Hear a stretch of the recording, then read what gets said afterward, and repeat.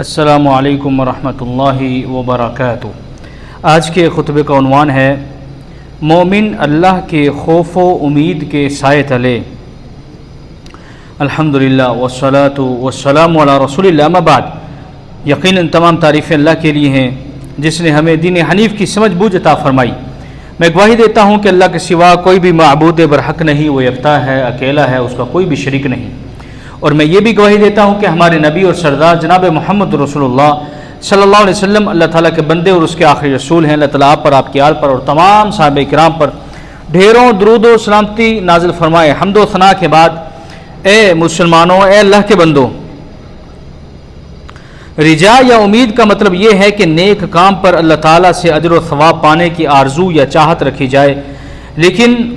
اس کے لیے پہلے اللہ کی راہ میں خلوص نیت کے ساتھ ایسا اچھا عمل پیش کرنا ضروری ہے جو شرعی طور پر بھی اچھا ہو، نیز محرمات سے دور رہے، اور اگر کبھی غلطی سے کوئی حرام کام سرزد ہو جائے تو اس پر نادم ہو اور توبہ و عہد کرے کہ وہ پھر کبھی کسی حرام کام کا ارتکاب نہیں کرے گا، اور اس عہد پر ثابت قدم رہے جو اس نے اللہ سے کیا ہے۔ ایسے لوگوں کے کار خیر یا دعا پر اللہ تعالیٰ سے اجر و ثواب یا اپنی مراد پانے کی امید رکھنا ایک عبادت ہے اور توحید کی علامت ہے۔ ایسی امید اللہ کے سوا کسی مخلوق سے وابستہ رکھنا توحید کے منافی امر ہے۔ اس سلسلے میں اللہ تعالیٰ قرآن مجید میں ارشاد فرماتے ہیں، اے نبی آپ کہہ دیجئے کہ میں تم جیسا ہی ایک انسان ہوں، ہاں میری جانب وحی کی جاتی ہے کہ سب کا معبود صرف ایک ہی معبود ہے، تو جسے بھی اپنے پروردگار سے ملنے کی آرزو ہو اسے چاہیے کہ نیک اعمال کرے اور اپنے پروردگار کی عبادت میں کسی کو بھی شریک نہ کرے۔ اے اللہ کے بندو، دل کی گہرائی سے اللہ کی رحمت و مہربانی کی امید رکھنا بھی نیکی اور عبادت ہے۔ اس تعلق سے رسول اللہ صلی اللہ علیہ وسلم کی ایک حدیث سے آپ نے فرمایا کہ اللہ تعالیٰ فرماتے ہیں، میں اپنے بندے کے گمان کے مطابق ہوں، یعنی اس کے ساتھ وہی معاملہ کروں گا جیسا وہ میرے بارے میں گمان رکھے گا، اور میں اس کے ساتھ ہوں جہاں بھی وہ مجھے یاد کرے گا۔ اللہ تعالیٰ نے قرآن مجید میں ارشاد فرمایا، ہم نے انسان کو پیدا کیا اور اس کے دل میں جو خیالات اٹھتے ہیں ان سے بھی ہم واقف ہیں، اور ہم اس کی رگ و جان سے بھی زیادہ قریب ہیں۔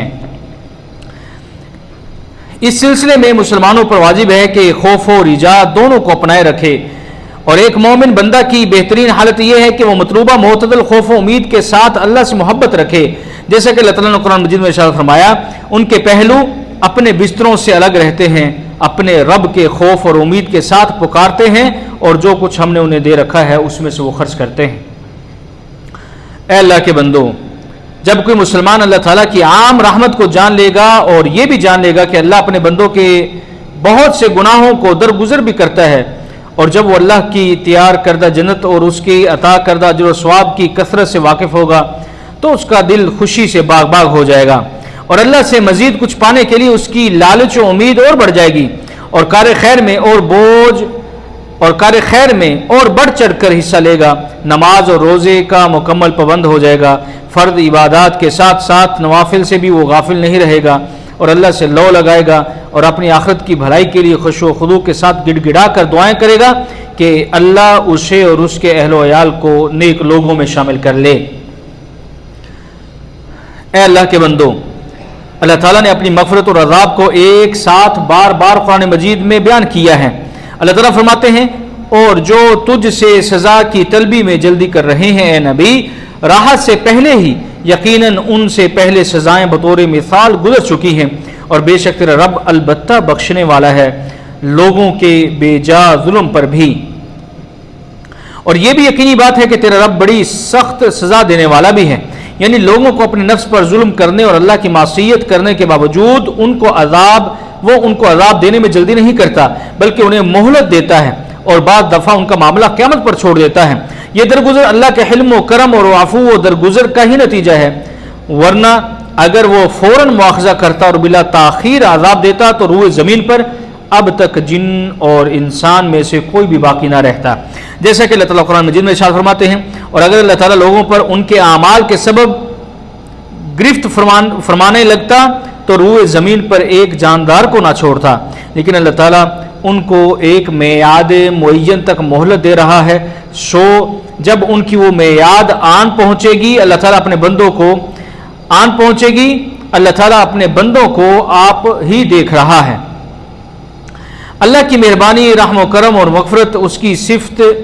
عدل و انصاف کا ایک پہلو ہے، لیکن وہ سخت عذاب بھی دیتا ہے، فرمان باری تعالیٰ ہے، اور بے شک تیرا رب بڑی سخت سزا دینے والا ہے۔ اللہ تعالیٰ نے اتنا سخت پیغام اس لیے دیا کہ انسان صرف ایک ہی پہلو پر نظر نہ رکھے بلکہ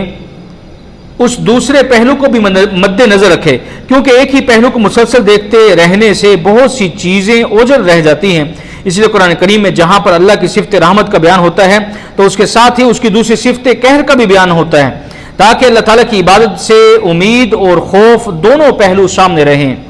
اے اللہ کے بندو، اگر امید سامنے رہے تو انسان معصیت الہی کا بلا خوف و خطر ارتکاب کرتا ہے، اور اگر خوف ہی خوف ہر وقت دل و دماغ پر مسلط رہے تو اسے اللہ کی رحمت سے مایوسی ہو جاتی ہے، اور یہ دونوں باتیں بندوں کے لیے غلط و تباہ کن ہیں۔ اس لیے کہا جاتا ہے ایمان خوف اور امید کے درمیان ہے۔ بندہ کے ایمان کو صحیح سلامت رکھنے کے لیے ان دونوں باتوں کے درمیان اعتدال و توازن برقرار رکھنے کی اشد ضرورت ہے،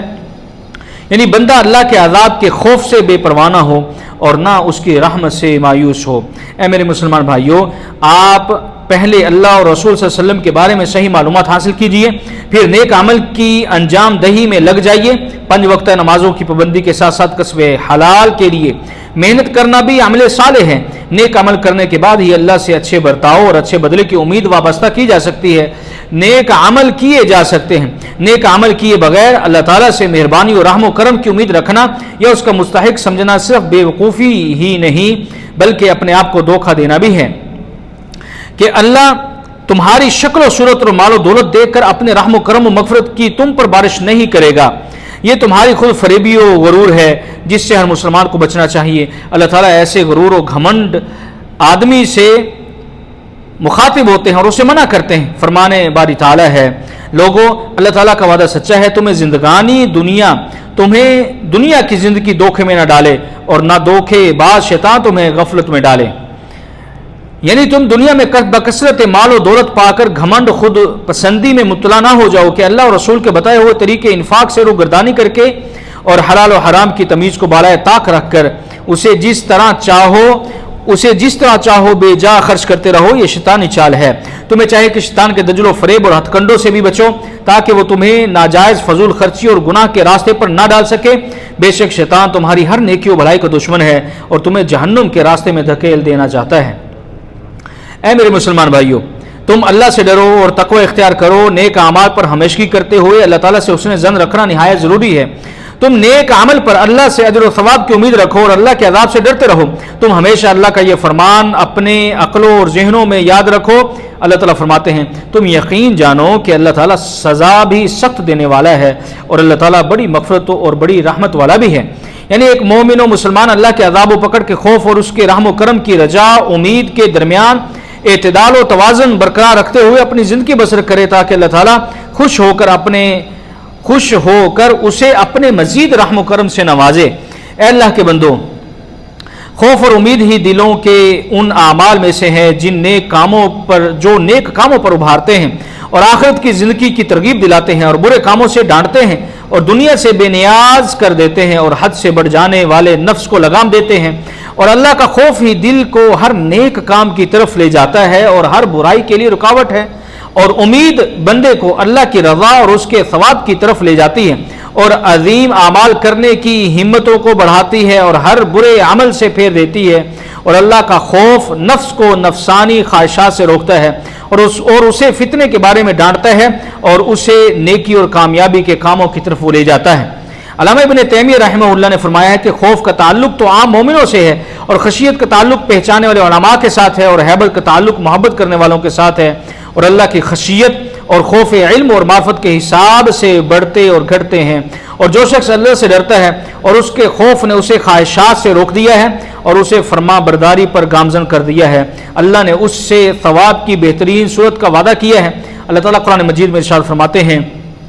اور اس شخص کے لیے جو اپنے رب کے سامنے کھڑا ہونے سے ڈرا 2 جنتیں ہیں، پس تم اپنے رب کی کس کس نعمت کو جھٹلاؤ گے؟ دونوں جنتیں بہت سی ٹہنیوں اور شاخوں والی ہیں۔ اے اللہ کے بندو، اگر مسلمان کو اللہ کی رحمت کی شمولیت اور اس کے عظیم کرم اور بڑے گناہوں